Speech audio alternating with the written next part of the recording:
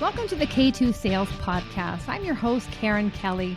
Every week, I'll be sitting down with a sales executive where they'll share their stories and experiences that produce game-changing results. Let's be honest, sales can be a tough game. I'm sure at some point, we've all delivered a less than stellar demo, been ghosted by a client or two, and sometimes maybe we did more talking than listening. And that's where I can help. The stories and insights our guests share can be applied to your own business, your territory, or with your team, so you're not reinventing the wheel. Our weekly tactics and strategies help you get out of your head and start creating your own path towards game-changing results.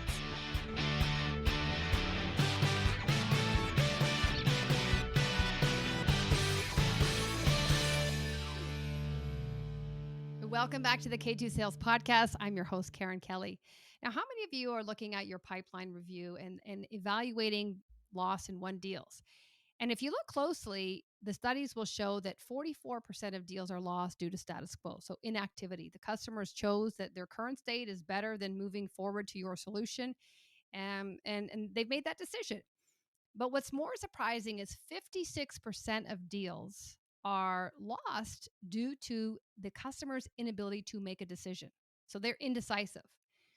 And so what we do as sales reps, and it's because this is all we know, is when we see that they're not responding, they're ghosting us, we're hearing crickets, we go back and we lay on the fear, the uncertainty, the doubt. If you don't assign here, if you don't purchase this, what's the risk to your team? You're not going to get the quarterly saving, whatever it is, you're dialing up the fear.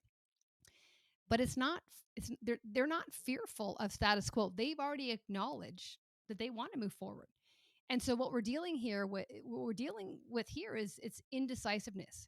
And so when we go 73% of the time, this is what we do. We go to this customer and we try to redefeat status quo. It's not about status quo. And so what happens is because we're tackling a problem with the wrong solution, we're looking at indecisiveness. What happens is 84% of the time we lose the deal because we are trying to redefeat status quo, and it's actually their inability to make a decision. And so what we're better off doing is doing nothing. But we don't know that because the only card we've been ever trained is we got to beat status quo. And yes, we do have to, but there's a second possibility now, and it's 56% of the time is that we have to help them make a decision. And so I had the pleasure of speaking with Matt Dixon, the author of this amazing book, The Jolt Effect, amongst other books. One of them, all we know here, we all know this is The Challenger and The Challenger Customer. Definitely a huge fan here. Highly recommend you read The Jolt Effect if you haven't already.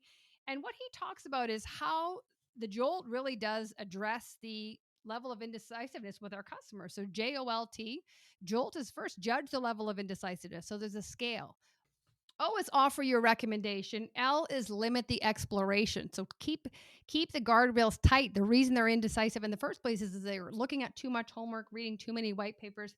And T is how can we take risk off the table? How can we make it safe for them to buy and reduce that potential of buyer's remorse? So highly recommend you listen to this, forward it on to your team or anyone you feel would benefit because, again, we've all been trained on status quo, but now we know it's more than that. 56% of the time deals die to inactivity is because they can't make a decision. So how can we help them do that?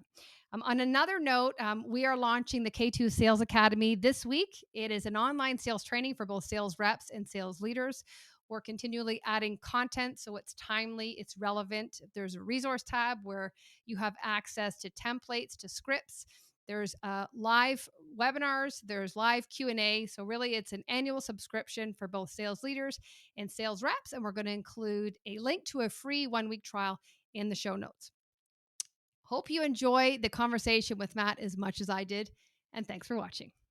So first of all, Matt, I want to congratulate you on all of your books, but the one that we're going to talk about today, and again, all of them are Amazon as well as Wall Street Journal bestsellers, but the one today is The Jolt Effect. So first of all, congratulations and welcome to the podcast. Thanks for having me. I appreciate the invitation, Karen, and thank you for the kind words as well about the books. Yeah, my pleasure. So when you think back to 2020, which isn't that long ago, but some of us still have nightmares and sweats about it. But Yeah. for you, it really was for you and Ted was the researchers kind of a dream, and really as a result of us sales professionals removing to the virtual environment, it allowed you to gain access through AI and listen to I think it was 2.5 million calls. And this is what really is allowing us to have the conversation about this today as a result of your findings. So why don't you talk to us about the original purpose for your study was really to understand what the best reps are doing, but you came up with another possible reason apart from status quo through these studies of yours. So why don't you let us know, where in the study was that second reason revealed that are people are holding back, and for those who haven't read the book, what is it?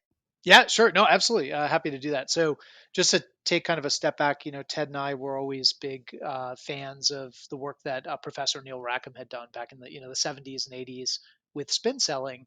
And for those who've read that book, and if you haven't, by all means, it's such a fantastic study of sales effectiveness. And I think one of the first real research backed kind of studies of sales or views on sales effectiveness about what Professor Rackham and his team did is they spent like 10 years sitting in on as a team of 12 people sitting in on 30 something thousand sales calls around the world.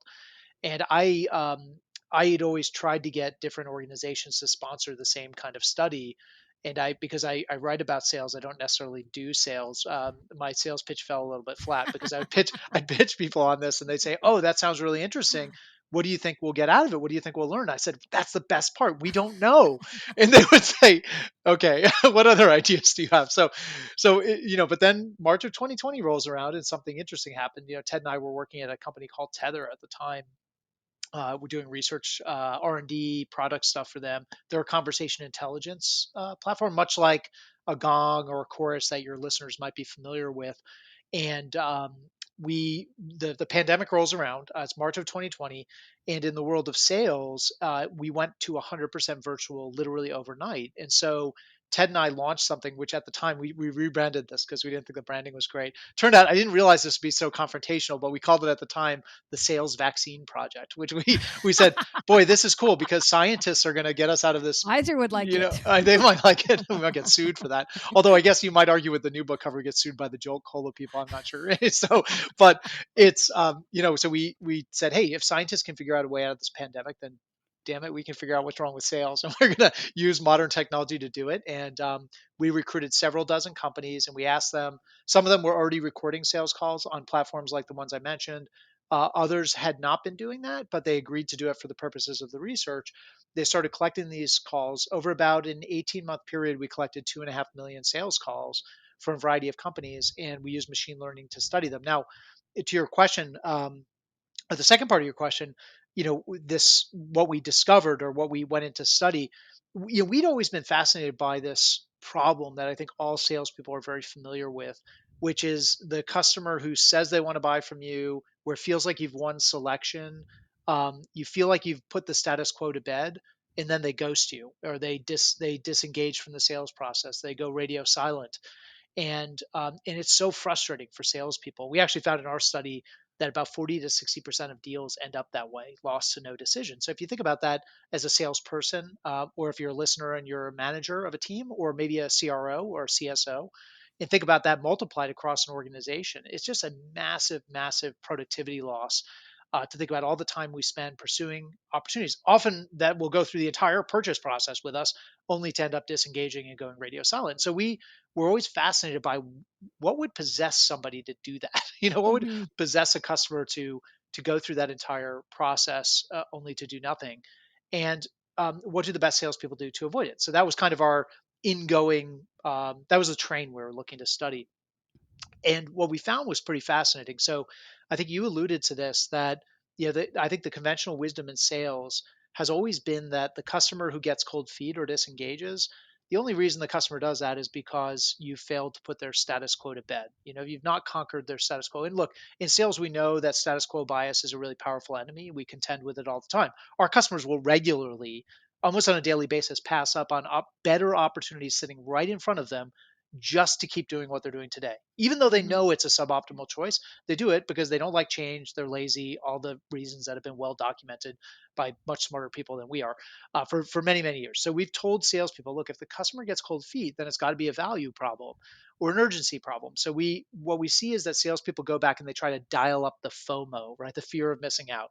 And so they will either say, boy, Karen, you must have missed how many zeros were on that ROI projection. Like, or did you must have blinked when we were in the demo and I showed you that. Let's get back in the demo environment. Let's show you this again. Like, I want to play up how awesome, like, how could you say no to this? It's amazing. Like, you gotta have this. Or if that doesn't work, if that fails to motivate you, I try to make you squirm a little bit with FUD tactics, fear, uncertainty, and doubt.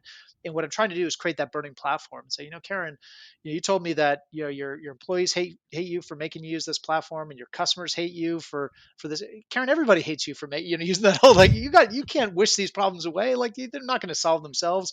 And you mentioned you're losing ground to competitors. Well, we work with all your competitors, and you are losing ground to them. And so you try to make the customer feel like the pain of inaction, right? The cost Mhm. that they'll realize by doing nothing.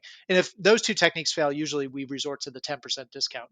Here's the discount that's only good this quarter, right? And nothing I Yeah. can do. If you kick it down the road, then prices go up. And what we found was, it was so interesting. We found that is what the vast majority, almost 75% of the time, when the customer shows signs of cold feet or hesitation, late stage, when they're after they've said they want to buy from you, and they start getting cold feet and waffling and wavering and backpedaling, we dial up the FOMO, because we believe we haven't conquered the customer status quo. But what was so surprising to us, and what led us to the that maybe we don't fully understand this problem, which you alluded to before, is that those techniques actually backfire way more often than they work out.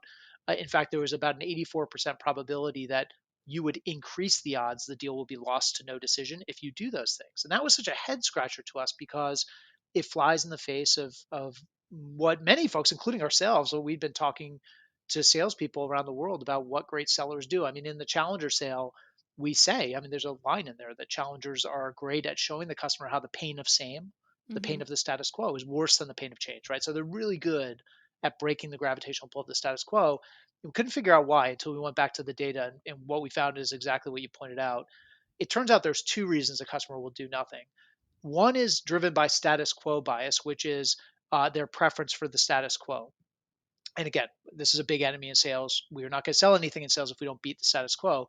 But it turns out there was an entirely separate driver of no decision losses that had nothing to do with the status quo, and that was customer indecision. In other words, a customer who's committed to leaving the status quo and is committed to you as a solution provider, knows that this is a top priority, is ready to go, but they get wrapped around the axle with a source of indecision. And when you boil it down, it turns out there are three fears of failure that customers contend with. The first one is, I don't know if I'm buying I want to work with you, Karen. I want to leave my status quo and to buy from your company, but you put a lot in front of me and I don't know what should actually be in the proposal because I can't buy everything, right? So, what is the configuration of your solution that will lead to the best results? And I don't want to have buyer's remorse, right? Where I said we didn't need this or we do want that. And I look back and said, boy, I configured this the wrong way. I made a mistake. The second fear of failure is that I haven't done enough research. So I feel like there's so much information out there about you, about your competitors, about this technology, about this landscape. It's the next white paper that I read that's going to have all the answers. It's going to show me all the pitfalls and landmines out there. Then the third fear of failure is that there's no safety net there. And what I mean is, we call this outcome uncertainty. This is the customer feeling like, I might not get what I'm paying for. I might not realize the ROI you've projected. I might not realize the cost savings, the market share capture, whatever the benefit is that you're selling. What if that doesn't come to pass? Now, what is interesting is that those three things, maybe I'm picking the wrong configuration. Maybe I haven't done enough research. Maybe I don't have any assurance of success from this vendor, and this might go sideways on us and end up being a big waste of time and money. Those things have nothing to do with the status quo. So you could easily have, and it turns out often do, have customers who are convinced that they need to leave their status quo, or absolutely convinced that you are the partner to do it with, and they're convinced that this is a top priority for their business, but then start worrying about one of these other things. And so, if I were to sum it up, what I would say is that in those situations, it's actually not about dialing up the FOMO, the fear of missing out. It's actually about dialing down the FOMU, the fear of messing up, because that's what's keeping the customer from moving forward. And when we do the math, we find that it's about 60% of the time 40% of the time is the status quo, 60% of the time, give or take, is the customer one of these sources of indecision, this fear of failure. How do we get our customer who wants to move forward to realize they're making a great choice? They don't need to consume all the research out there because they're working with me and I'm a trusted advisor that can share with them the information they need to have to make a great decision. And they're not going to look like a fool. They're going to look like a hero by buying our solution. And there's every assurance of success here. So we've got to dial down that FOMU if you will, in sales or in order to avoid those no decision losses. Wow, that's action packed there. I have to go back, rewind 4 minutes to get to the point I wanted to really highlight. But let me just start by saying, Matt, when 73% of the time people three to four deals, people are going back and they're smashing, trying to smash that or defeat the status quo. Like you gotta be as a sales manager, that's all they know. That's the Yeah, card, the that's one right. card, they're like, guys, we It's mustn't like a hit knee it. jerk Let's go back. reaction. It Yeah, totally is. yeah. So this what you've come across is new information. But I think when they truly understand now that when you go back and when you play the only card that you've ever known and you get that burning platform and the discounts and everything, they don't care. But I think the eye opener here is that 84% of the time has a worse effect on the deal. Like they are doing, it's better for them to do nothing at that point. That's exactly right. That's exactly right. And you put it well. And we say in the book that when that's all you know, you've only got one hammer, and every hesitant customer looks like a nail. Yes. And granted, there are lots of customers who are hesitant because you haven't demonstrated the value. They're not convinced that their status quo is not good enough. They're not convinced that you are the partner to change with, and they're not convinced it's a top priority. And so for those customers, absolutely go to town with your beat the Yeah. status quo hammer. But for the other ones, you're right. It actually can backfire more often than it works out. And I think one of the most important things you said there is, I think for salespeople, people ask me a lot, like, what's the first thing you should do around this? And I say, take a breath. Like when the customer starts to disengage and show those that trepidation, that hesitation, those signs of cold feet, avoid the knee jerk reaction because you Mhm. actually could make things a lot worse for yourself.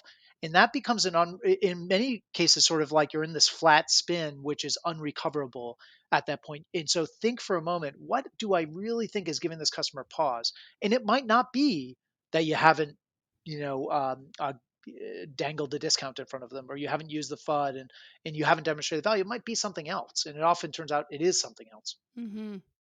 But imagine what they're thinking. So they know that, you know what, the pain of saying, I'm willing to go there. And then basically you're throwing fear tactics their way when it's not actually that. It's indecision. That exasperates them. And now they're going, oh my God, I got to do more homework. You know, how am I going to determine that this is the right solution? Like basically, I'm going to kill the budget for my department and I don't want egg on my face. You've exasperated things. You're throwing fear at me. I'm going to be paralyzed now that you can see why they would do nothing. Yeah, they're already, we're, what we talk about is the fact that because people ask, well, I get that maybe it's not effective, but why is it counterproductive? And I Hmm. think it's for exactly the reason you just articulated. You're using scare tactics to sell to somebody who's already afraid. And so Hmm. you're just giving them more to be afraid about. I was worried we are picking the wrong configuration. I was worried that we might not get the ROI we've got in the proposal and that I used to build my business case with the CFO in an environment where, by the way, where cash is king and there's so much scrutiny, even on low level purchases today. I cannot afford to have this go sideways. Like that, I could get fired for that, right? Hmm. And now you've heaped on top of it that the price is going to go up by 10% next quarter, Yeah. or that Yeah. that you work with all my competitors. Like I already knew that, and now I'm just frozen, right? I am Yeah. absolutely frozen in place. Well, even, mental health and anxiety, it's at a high. Like you're going to throw people over the ledge.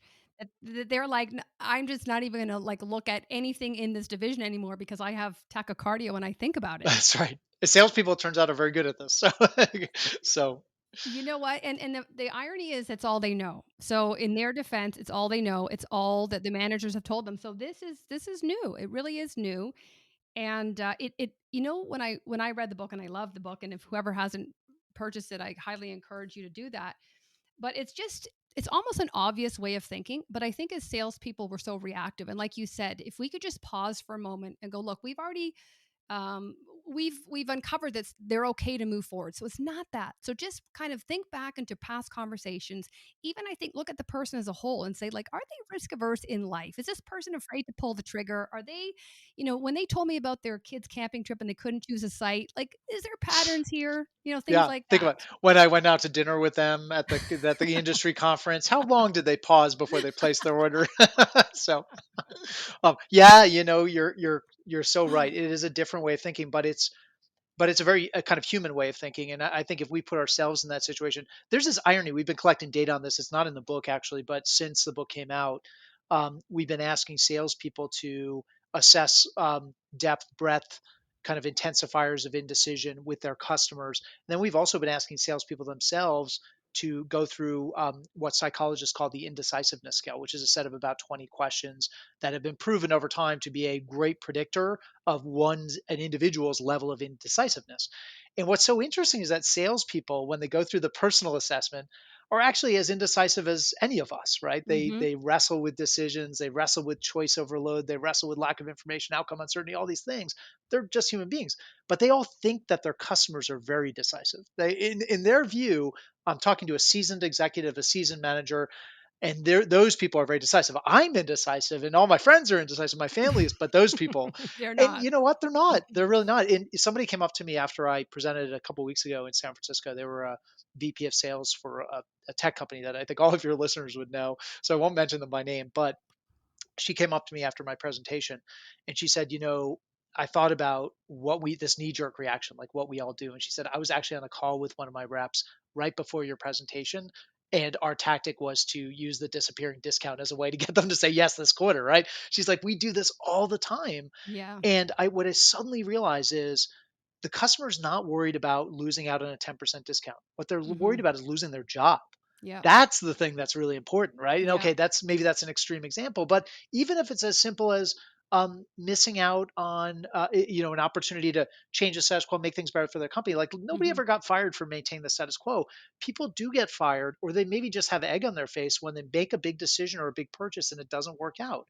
Mhm. And especially in today's environment, that's a really bad look for customers. Nobody wants to be the person holding the bag and be culpable for making a decision. Now, in the book, we go into, as you know very well, and your listeners, as they get into the book, they'll see we talk about the difference between status quo bias and this thing called omission bias. Omission bias ultimately is about avoiding loss, but avoiding losses that are directly attributable to you because you made a mistake.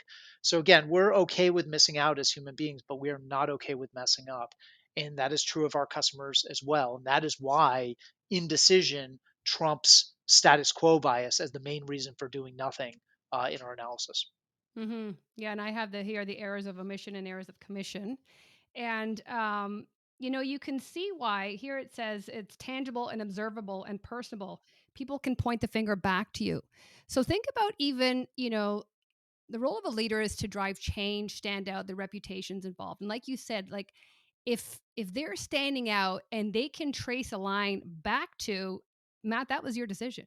You chose that. Like I can blame you. Whereas when you think about the air of omission, omitting, you're omitting something, but you can kind of dilute and diffuse and blend into the background. There's no timeline. And Gardner, what, 11 people making a decision? Oh, we all got in a group Everyone and had their hand in nobody that. totally. And Yeah. you can see how you can pass the buck. Oh yeah, yeah. We say look, the status quo is born of many mothers and fathers in the organization. It's been here for a long time. There's lots of Yes. other people who passed up on opportunities to change the status quo. They chose not to. There's been buying committees. There are legions of managers and executives who've had the opportunity to change the status quo, and none of them have. They just kick the can down the road.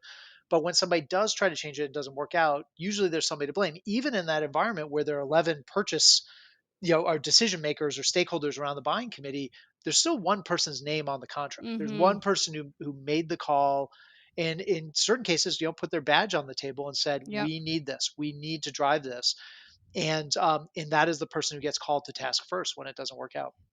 And think about the economic environment we're in right now where people are laying off people, and it's like for me to stick my neck out, like I wouldn't do it before. I'm most certainly not going to do it now. For sure, yeah, for sure. I think that certainly we're seeing this big spike in no decision losses, like almost on a daily basis.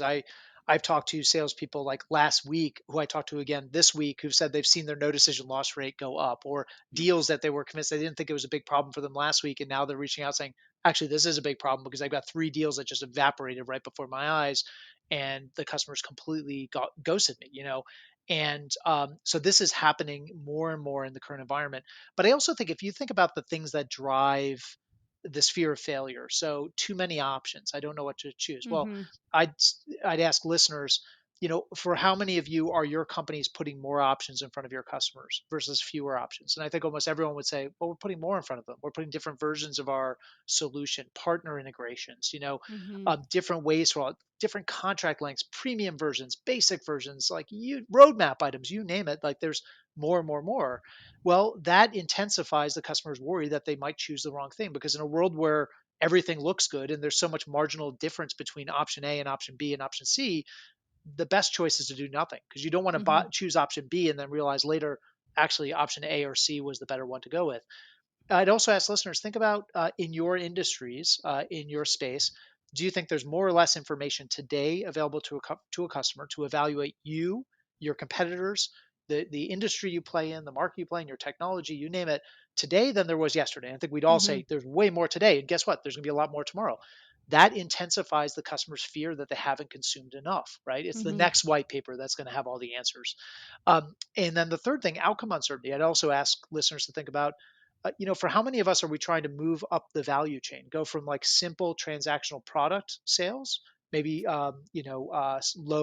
low price points, up to sticky multi-year solutions that are true. We're selling transformation. We're selling this encompassing solution. And I think for most listeners, they'd say, yeah, our company is trying to move up that value chain. Well, if you are, the stakes go up dramatically for your customer. Now they really start to sweat. Am I going to get what we're paying for? This is a bet the career kind of purchase. Mm-hmm. So these things, I think, irrespective of the downturn and the economic environment, these are like genies we can't put back in the bottle. I think indecision and fear of failure is driven by things that are out of any of our control.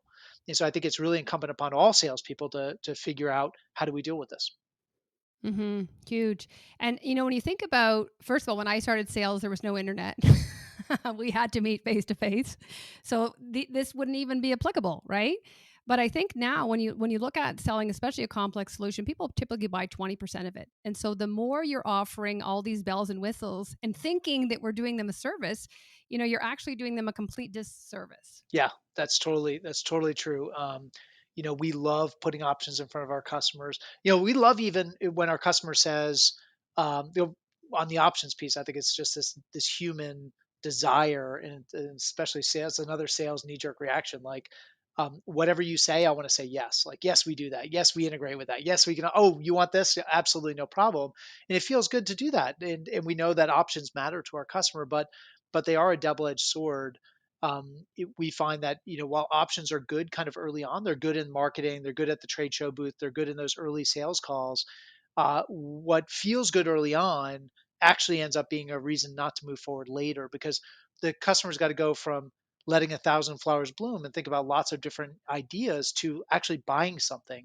And that requires that they decide not just what's going to be in the proposal, but what is not going to be in the proposal. And those are really hard decisions. What most salespeople do in that situation is they kind of foist the decision back on the customer. Let me ask you, Karen, what's most important to you? Why did you first reach out to me? Let's make sure we're aligned here and what your needs are. And what I'm hoping is that you'll figure out on your own what to choose and what not to choose. But we found best salespeople do is they will shift from asking to actually telling.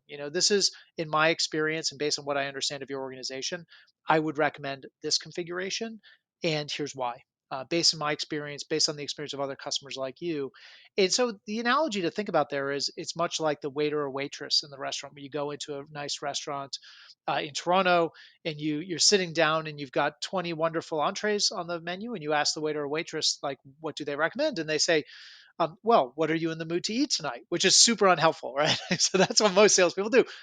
Yeah, what you want instead is, hey, I actually, this is my favorite dish on the menu. If you're not quite as hungry and you're in the mood for something lighter, here's another good option, but you can't really go wrong. Everything we make here is wonderful. What happens in that moment, and this is true in complex B2B sales, is also true in visits to the restaurant, is that when that happens, it allows you to deflect the blame on the recommender. So you don't realize the full penalty of a bad choice, because what I know is that Karen's the waitress who's recommended this dish to me. If I don't like it, it's partly her fault. It's not just on me, right? And this is true of in sales as well. This idea of narrowing up the consideration set in making a recommendation. But again, you're right. Another knee jerk reaction that I think in sales is hard to fight. But just what you're saying there, Matt, I had a bit of an aha moment is when you think about people who are the FOMO is high because they don't want the egg on their face. I made a bad decision. But when the sales reps make a recommendation, it's like, well, I can share some of that problem. I can say, you know what, the recommendation was based on, you know, us. The salesperson is this, so I can or shift some of that blame. It makes it safer for them to move forward. That's right. You're exactly right. So you have it's something called a delegate theory, which is happening there, which again allows you to shift some of the blame to the recommender, and that is a very powerful tactic. And so we find, we when we looked at these sales calls and we look at this idea of offering recommendations, best salespeople will do is they'll shift from asking to telling, but it's not quite as simple as that. What they'll do is go from lots of options down to a narrower choice set. And so I might have thrown 100 ideas in front of you, Karen, but I'll go down and say, you know what? Let me lay out three different configurations. All of Mhm. these are great choices, but they have some different trade-offs and pros and cons and different price points. So let me lay that out for you. It's sort of the old Goldilocks principle. Is like I'm Mhm. trying, and then I what I do is I layer on top of that some advocacy where I say, Karen, but based on what I've understood about your organization, I would personally recommend configuration B. And the reason is X, Y, and Z. It's based on my experience. It's based on the experience of other customers just like you. But I want to be very clear, the other options are great too. And if you Mhm. don't like what you see here, we can certainly revisit even these options. But that is if if you were to ask me if it were my money, that's what I would do. Mhm. That's a really powerful moment for the customer. It's huge. It's safe. But you've layered on social proofing and transparency there, and so I can tell you two times in my life. As I was reading the book, I was the customer, and I was experienced all three of these. I was doing research. What should have took me 3 weeks to buy a system, it took me 6 months. And exact same, they're hitting the discount button. I'm like, it's not about the money, guys. It can't do what I need to do. And I'm going back to the drug. So I was completely the customer, and I was empathetic to what you were saying. But the other piece is I thought about my dentist, and every time I'm in the dentist chair, he says, Karen, if it were me and I were sitting here, this is what I would do. And every single time I do it, he could be like, pull all your teeth out and get, black teeth. I'm Okay. like, So okay, this done. this is so this is I think you've hit on, so not to go down, we don't go to like the differences between the US and Canadian healthcare system, but I would say that probably is a difference between it. And here's so I don't know, right? Because I'm not an expert here, but I would say that the US healthcare system is the exact opposite, and it's super frustrating. Actually, I had I had a nerve issue in my elbow. This is more than your listeners want to hear about, but this is last summer. I experienced this, and I went to go see an orthopedic surgeon, and he said, "Well, we can do this kind of medication approach. We can do physical therapy, or we can do surgery." And I said, "Okay, what would you recommend?" He said, "Well, we can do medication, we can do physical therapy, we can do surgery." And I said, "Well, pretend it was your elbow. What would you do?" And he said, "You could do medication, physical Oh therapy." And I was like, God. dude, you're killing me. Like, I Yeah. don't know enough about this stuff. I'm not Hmm. an orthopedic surgeon. I know they have pros and cons. Like, walk me through it and tell me what you would do. Instead, what I had to do is go, talk to friends and try, a friend who's an orthopedic surgeon who would give me some like inside baseball kind of information. I did a lot of online research, and it was super frustrating, and it made me feel really alone, honestly, that Hmm. Hmm. I was alone with the consequences of a bad decision versus Yeah. being able to share that with somebody. So Yeah. And you know what? Even here in Canada, when sometimes they're not as, fluid with it, but when pushed and said, look, if this was your daughter, what would you do? They will always give you the straight because you can imagine like the impact of making the wrong decision. Like they didn't offer you Jolt, the yeah, Jolt yeah. effect here. Well, look, and, But and these are more important decisions than ordering a dish off a restaurant menu. Like that's not a life, exactly. but some of these are life and death and quality of life issues, right? But I think it's important for the salespeople to just think of their customers as people. And just the examples we're sharing now in a restaurant, dentists, doctors, your customers are the same. They're people. So instead of just like, how can we just invite people to pause for a moment and go, like, what could actually be going on here? And not being so reactive and not seeing what truly is in front of us. That's right. That's right. And so here we can. I'll give you another one because we talked about this. I think listeners they may or may not know this. Jolt is an acronym. It stands for four behaviors, and Karen and I have been talking about one of them. This idea of offering recommendations, which is the O. But just use another real life example on this L. L is about limiting the exploration, and this is about how do I get my customer to stop swimming in a sea of content and stop trying to be an expert yourself and trust me as your expert. Now, the layperson's example I might use, the non-sales example, is to think about, let's imagine you are planning a trip to Italy, for instance, and you are talking to a travel advisor. Well, first of all, you could go online and you could research this, and there are literally billions of travel blogs and sample itineraries and reviews and TripAdvisor posts and the whole nine yards. It's overwhelming. You'll never consume it all. Now, you could go to a travel advisor or travel agent, but how would it feel if the person you were engaged with had also never been to Italy, and nor had they ever planned a trip for anybody else to Italy? And now that's a little bit like, engaging with a salesperson where the customer's feeling like, I don't know that this person knows a heck of a lot more about this decision than I do, right? So what we need to do in sales is build that it's an overused term, I think, but that trusted advisor relationship. There's two pieces of that. You need the customer to trust you, and then you need to be in a position to advise them. Well, Hmm. the way again, a counterinstinctual thing for salespeople, the way you build trust in a world where customers from minute one of the first sales call probably don't trust you because they believe like you're like every other salesperson out there whose goal is to oversell them, hide the ball, not share the bad information, sell the customer more than they need. And that's not your fault. That's the fault of every other salesperson who's preceded you, has burned the customer in the past. But you've got to bridge that trust gap. So how do you do it? Well, think about how often we have told the customer proactively, Karen, I know you're looking at the premium version of our solution, but I got to tell you, based on what I see in your needs, I think the standard version would be just fine. Save some money and spend those dollars elsewhere. Or Hmm. maybe even telling you, I don't think you need to buy 1,000 seat licenses. I think 100 would be perfect. Let's get some success with those first users and turn them into advocates. It's going to put less pressure on you. It's going to save you some money, and we can always expand later. Or, Hmm. or even in a more out there extreme example, telling you, you know what, I'd love to have your business, Karen, but based on what you're looking for, I actually think our competitor is better at that than we are. And I'd be happy to put you in touch with them. Like these are moments where the customer realizes this person is not here to put one over on me or oversell me. They are here to get me to a great decision. So that's the Hmm. trust piece of it. And then the other piece, of course, is we need to be in a position to advise our customer, just like that travel agent who's been to Italy 50 times and has planned hundreds of trips for other families to Italy and got rave reviews. That's the way we want our customer to perceive us. But that comes across in the little moments, like, are you relying on other people to do your demos for you, or are you doing them yourself? Are you showing up with the clown car of experts to every single call to answer all the customers' questions? The product people, the engineers, the customer success managers, the executive Hmm. sponsors, your manager, or are you answering more of those questions on your own? Does the customer actually see you as an expert or as a Hmm. glorified admin, right? And Yeah. so there are things that we do, and again, I think in some ways, the way we've resourced sales organizations and what's kind of been standard fare in sales organizations is actually exacerbating the problem, right? Where we have solutions engineers who do the demo, we have subject matter experts who join our calls to answer the tricky questions.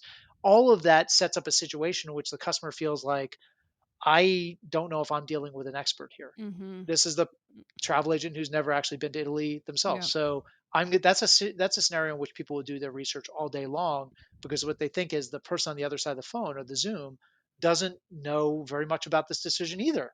So Hmm. I can't rely on them to guide me to the right outcome, or maybe I don't trust them to do so.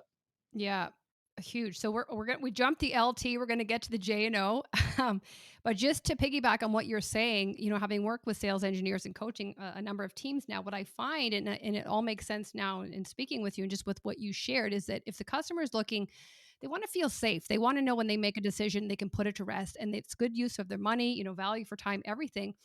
But what I see is a lot of salespeople bring in their sales engineer, the CFO, somebody, and they hide underneath them. And it's like up until this point, you were the expert. You've gotten them this far along, and then they just kind of they pass the baton, and your customer's going like, "Hang on a minute, I thought you were taking us across the bridge.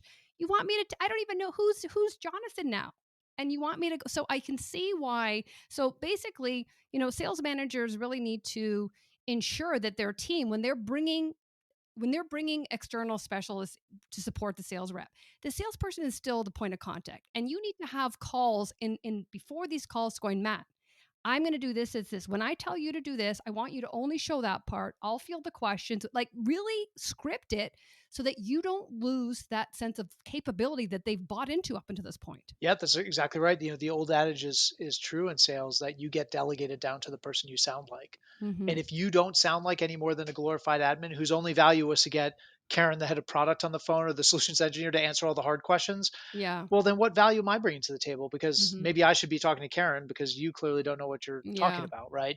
And so you're right. The orchestration there is key. It's not to suggest high performing salespeople don't bring subject matter experts and solutions engineers and product team members onto the call. They do, but the way that they use those people is very different. Is exactly what you said. It's not, hey, I brought Karen along. She's the head of product. Karen, take it away. You know why? Yeah. Because right after that phone call, I get an angry call from Karen saying, I'm not the salesperson. Don't punt the call to Yeah. me. And second, because again, that I get delegated down to the person I sound like, and I've diminished my expertise in the eyes of the customer. So what Karen and I would have done is exactly what she said. Beforehand, we would have sat down and roadmapped that call, Hmm. choreographed it, and said, hey, it's an hour long call, but Karen, we're going to tell the customer you need to go after about 20 minutes to get on to another meeting. And I'm going to ask you to show this one thing or answer this one question. Let's rehearse it a little bit, but please take no more than 5, 7 minutes. I need you to hand it back to me. Right. Because I want the customer coming to me with questions, not Hmm. trying to go directly to you. Yeah. 100%.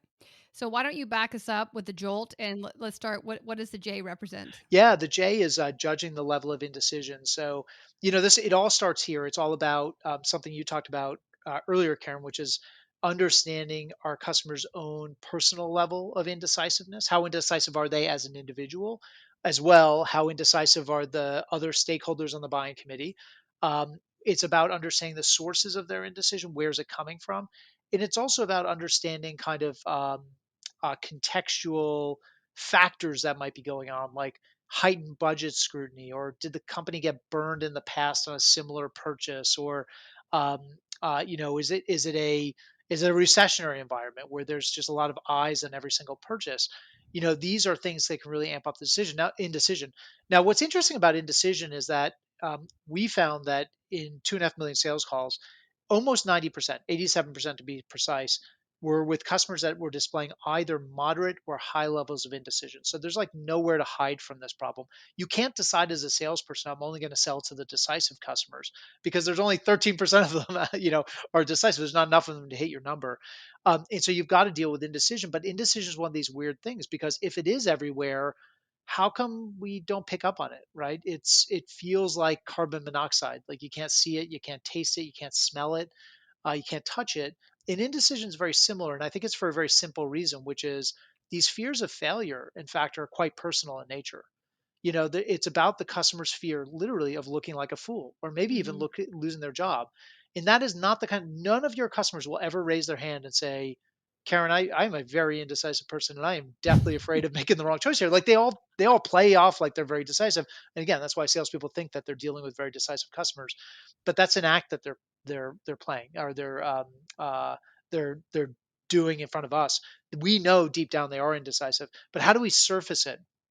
And Hmm. so what we found is there's really two techniques at play here. And the metaphor I like to use is for salespeople to think of themselves like maybe a surface warship, and there's a submarine lurking underneath the water, waiting to do you harm I'm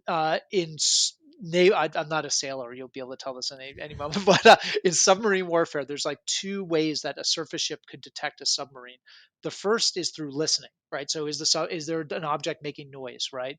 And so as salespeople, we need to dial in our active listening to pick up on the signs of indecision. But again, we in a world where we've never been taught to listen for these things, and where many of the things that customers say or do are kind of head fakes. This sounds great, Karen. I'd love to have another reference call. But let's do that demo again. It was so amazing. For the average salesperson, it seems great, but is actually masking a hidden source of indecision. So once we can tune our listening and to pick up on these things, we're much better off. Now, the second thing is if the customer's not giving us anything, if the submarine's not making any noise, What do surface ships do? Well, what they do is they send out a ping, literally ping a noise in the water, and they're waiting to hear the reflection back. Now, it's the same thing in sales. It's not asking your customer, hey, are you an indecisive person? Like, first of all, they'll find that offensive. And then second, they'll lie to you. So what we do, what a ping is in sales, is the salesperson trying to articulate the fear that they feel like the customer's grappling with, and then listen for the echo or listen for the customer to redirect them. So it might be me saying, Karen, based on what I'm picking up here is I put a lot in front of you, and maybe I'm sensing a bit of hesitation that you don't know what should be in the final configuration because it all it's a buffet where everything looks good, right? And just to let you know, every other customer I've ever sold to also has that hesitation, moment of Mhm. hesitation. So it's totally normal. And Mhm. that allows the customer, first of all, it gets something that the customer is worried about, which is embarrassing actually. It gets it on the table so it can be spoken about. It's been calibrated because now it's totally normal because everyone deals with this. And it either gets a reflection back where you say, yeah, actually that is kind of a concern. The last thing we can afford to do is configure this platform in the wrong way. We know Mhm. we want to work with you, but we can't have everything. And so what should be in the final configuration? We just don't know. It makes it okay, and you get that reflection, that confirmation that yes, that's my concern. Or what Mhm. it might get is a redirect. So it might have you saying, well, actually, that's not our concern at all. I think we're pretty comfortable with this. What we're really concerned about is that we might overbuy, right? We might buy 1,000 seat licenses when in fact only 100 people use the platform. Like we can't afford that. And that's a little bit more of that outcome uncertainty, but it gets you to redirect towards the real fear and the real Mhm. concern. So now, once we do this, once we assess the level of indecision, it lets us do lots of things in sales. We figure out our playbook. How am I going to get you across the finish line? What needs to happen? It helps me forecast this opportunity, and it helps me make hard decisions about disqualification. Is this customer too far gone? Too wrapped around the axle of indecision and surrounded by other buying committee members who are equally indecisive. My time is better spent elsewhere as a salesperson. Maybe I'll put you on the back burner, put you in a drip campaign. We'll stay in touch, but I'm not going to spend my time here, right? So that's why we need to judge the level of indecision. That's a tricky thing to do in a world where, again, there are a lot of head fakes that our customers give us Mhm. that seem like progress, but are in fact sources of indecision. Yeah, huge. So many things there, Matt. And what you describe is the labeling part after. What I love about labeling is that it invites your customer to keep talking without kind of making it a pointed, obvious question. And what you just said is they either confirm it or they give. Well, it's not actually that's more this. So they're still sharing more information without kind of it. It's just a pattern interrupt. It's not a direct question. So I love the labeling. And even what I do, I always say, rest assured you're not the only one. A lot of the sales teams I work with, they too are experiencing that. And you can just see their shoulders come down and they're like, we're not alone. I go, I'm not no, alone. this is very Yeah. typical. Even if it's Yeah. not, I'm like, you're the only one Yeah. seeing this. But no, I love that the submarine thing in that active listening is key. And there's a study that just came out and it was not just came out, but I posted about it that customers place active listening at 42% of importance. But when you look at what it is on the radar of a sales manager, it's 26%. So they're not pushing it as a priority. But what you just said there is, and so often it's not even the spoken word, it's the unspoken.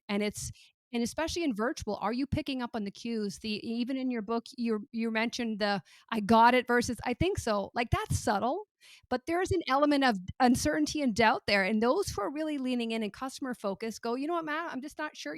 Is there something that we need to, do a bit of a deeper dive here? Or even maybe that's not the right way to say it. Maybe it's more like what I would suggest is we do this and really take that control because you're getting in front of, and I think in the book it said that the top performers get in front of any hesitations, any knee jerk, whereas the other ones, they're doing it after they've expressed that. So how can you, and kind of going back to Challenger, really keep that control.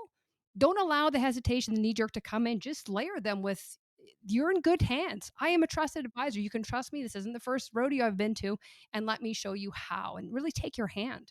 Yeah, and it really is such a comforting moment. It, first of all, makes the customer feel like they're not alone, right? But in Yeah. fact, they're going through this with somebody who's helping them look around corners, who is a real expert, and most importantly, has sold this solution to customers just like me, Hmm. and have helped those other customers get value and to look like heroes, not look like fools. And so you're right. It's just there's so many subtle moments that I think if you look at that you mentioned before, these signs of implicit, what we call implicit non-acceptance, the difference between yes, you nailed the answer to my question, and I guess so.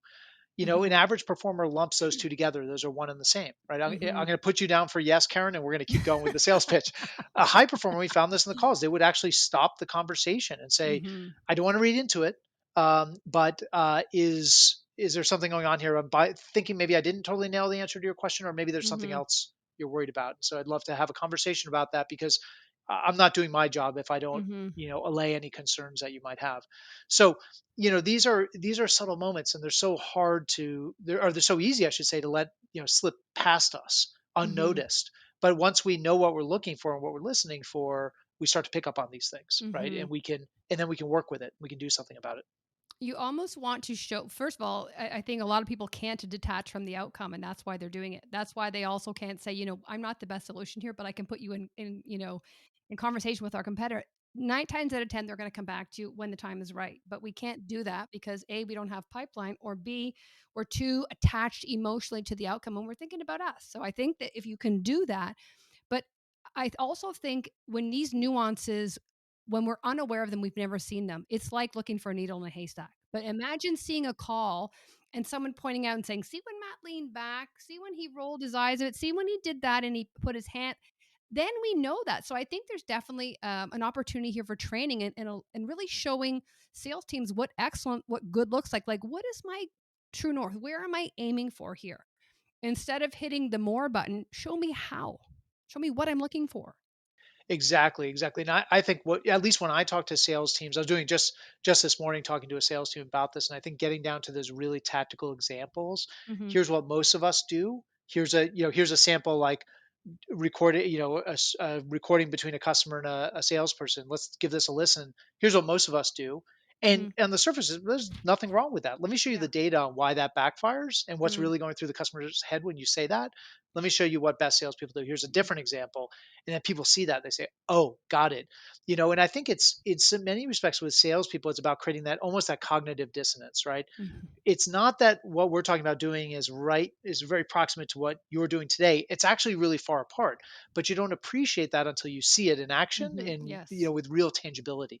Yeah. And I think the reason why your books have done so well and is because of that. You're showing what people think is not a big deal when you back it up with 2.5 million calls. Right. It's a Right. huge deal. It's Turns out it's killing a big deal. 84%. Right. Turns out that little hiccup is 84% of your pipeline in the tube.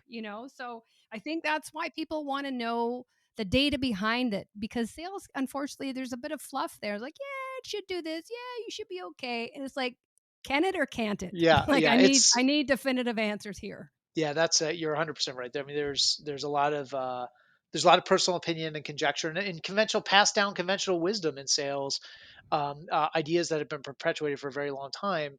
And I think, what we've tried to do, at least for our part, is to bring some data and some research and rigor to test some of Mhm. these assumptions. And look, a lot of what we find in our research actually validates what salespeople have been doing for a long time. Turns out that's Mhm. absolutely what you should be doing. But every once in a while, we find these examples that it's like, boy, you thought this was the right thing. In fact, it's not just unproductive, it's counterproductive. Yeah. And those are the moments that I think create that real head snapping, like, wow, we brought data to bear on a problem that we could never really figure out. It was like we're beating our heads against the wall, and now we know why. Yeah. Even when we're validating what's already working, to understand why. Because a lot of it is just like, someone says, "Well, they just write that down." But why did they do that? Why did they Well, turn just their do head it. right Yeah. when they and I'm the curious person that needs to understand what is triggering them in their brain and their hearts and their emotions of doing that, because then I'm gonna be more intentional and and I understand the bigger picture. So I think that's missing too. Anyway, so we went to J, which was judging the indecision, and you said this is the most important step. And I would say, like, this is where you either, you qualify in or out, because when you think about the amount of time you're going to invest on somebody who is either in isolation or surrounded by a bunch of yes people who have no idea what they're doing, you just got to think, if time is the currency we trade, is this a good use of my time? Yes, yes. You cannot afford to, as the adage goes, you can't afford to chase garbage trucks in sales. And I think, unfortunately, most salespeople are guilty of this, and they don't make those hard decisions. Like, look, there's nothing fun about disqualifying an opportunity. It's we work hard to get them, we work hard to get in front of these customers, but when we know that this is a deal that's unlikely to go anywhere, making that hard choice is actually the smart. It's really the Mm-hmm. smart choice, right? Because time is your scarcest Yep. resource in sales. Yep. Offer your recommendation. We kind of talked about that, about just, us taking control versus in the past, it was, well, like, well, why don't you tell me what you think? And like you said, you're opening up that fun. We started to taper and now Yeah. you're opening it up and they're Yes, like, hang that's on a right. minute. Yeah. Thought you were going to give me the A or B. Yeah, Now yeah. you've You got sent A me to to the S. yeah, right. That's right. And then L is limiting the exploration. So do you want to talk a little bit about that? Yeah, we talked about that a little bit ago, but what I would say is that that's about, again, that's that piece of look. I mean, you can't Jedi mind trick your way to victory here. You can't tell your customer like, Karen, you don't need to read that Gartner Magic Quadrant report. Like, there's nothing to see in there. Your customer is going to consume content, but most customers will end up over consuming, and they will get wrapped around the axle of information overload and analysis paralysis. And that is because the customer is trying to become an expert, because there's a big Hmm. decision we're asking them to make. And we are trying to get them to stop trying to be an expert themselves and start trusting us as an expert. And as we talked about, there's two problems with that.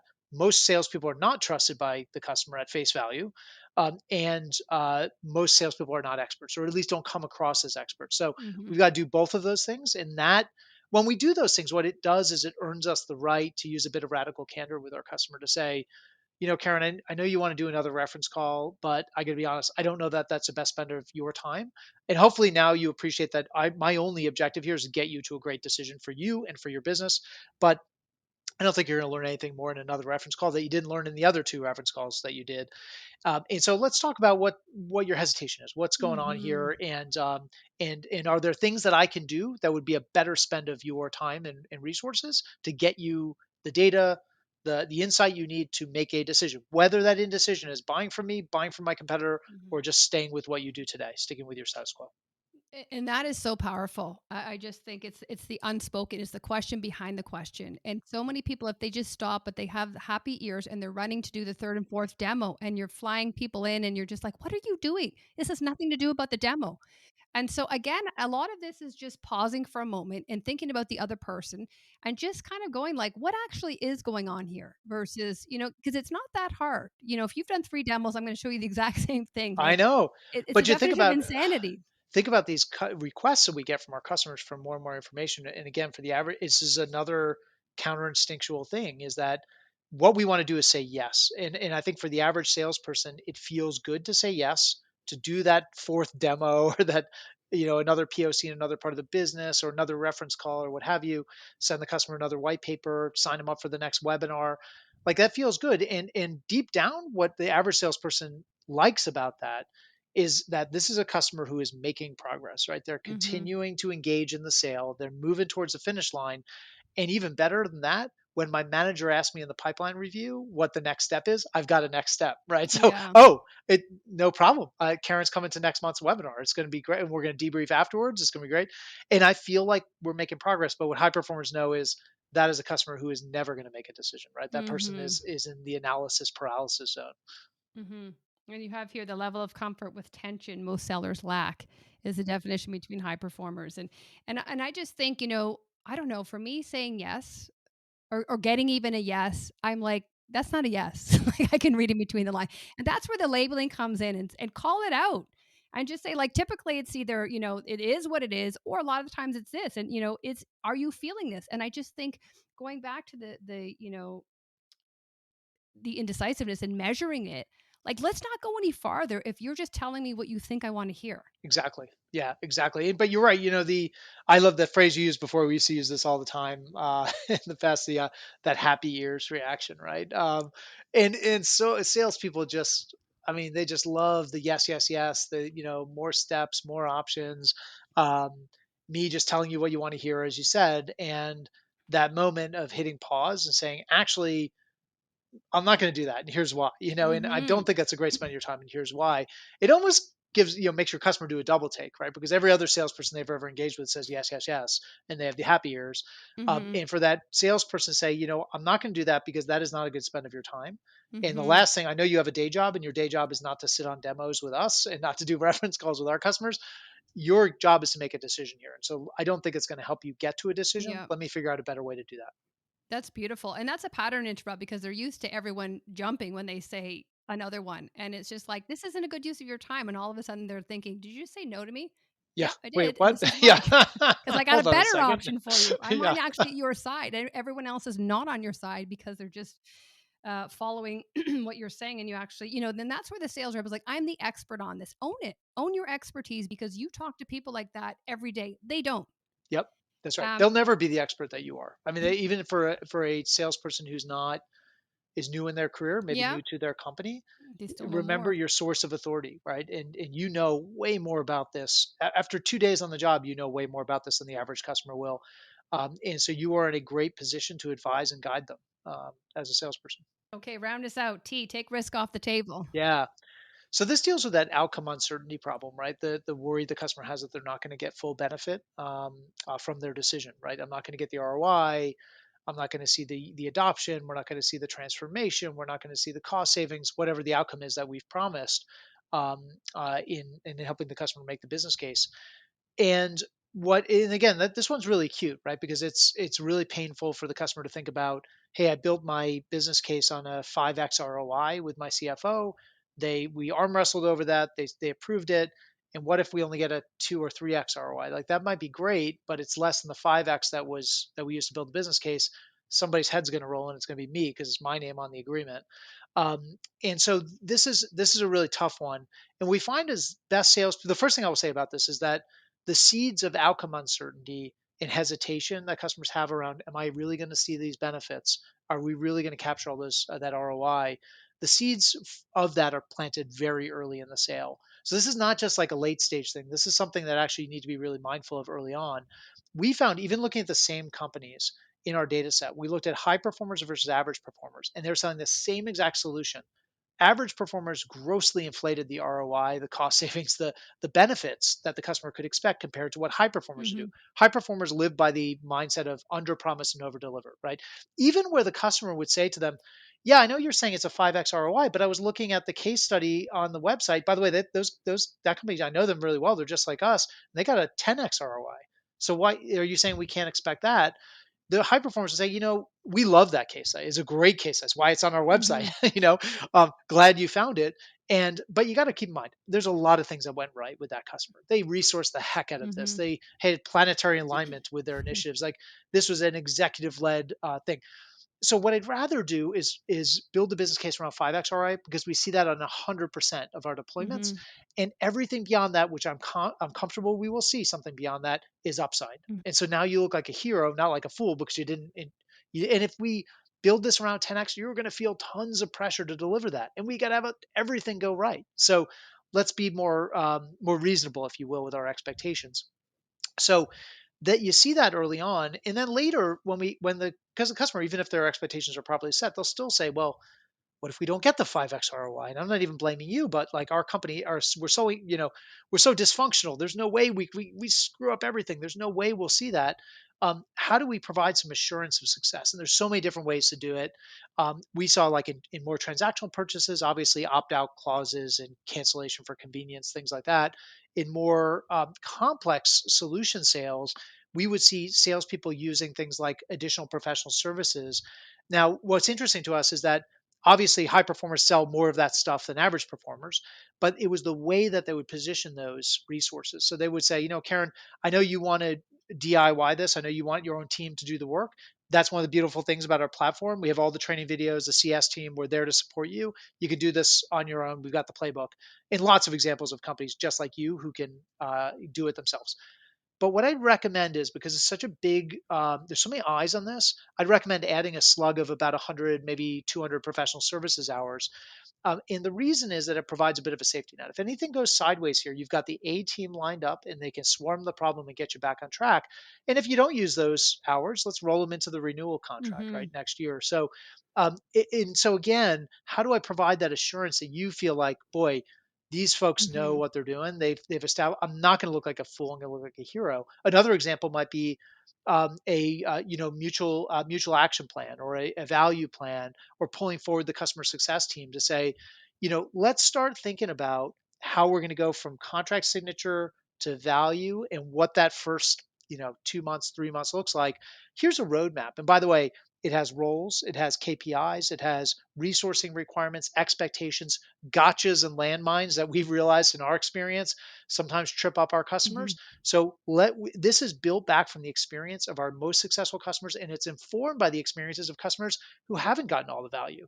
And so this is like your roadmap to success, and let's start onboarding you to this. So that again gives the customer the confidence that you've seen this movie before. You know exactly, you're going to help me look around corners. You're going to help me avoid those pitfalls, and you've got my back. Mhm, and imagine the person who had FOMU. He's now an advocate going he's bringing that to his boss and saying, "We need to move forward because look, we've already mapped out, the first 3 months how we're gonna recognize and reap, the whatever was promised to us." I think that's what's missing, and even just what you shared, the context in, the reason why we're doing this. A lot of people that just are selling, "Here's another line item," but why? Because it looks very self-serving for the salesperson.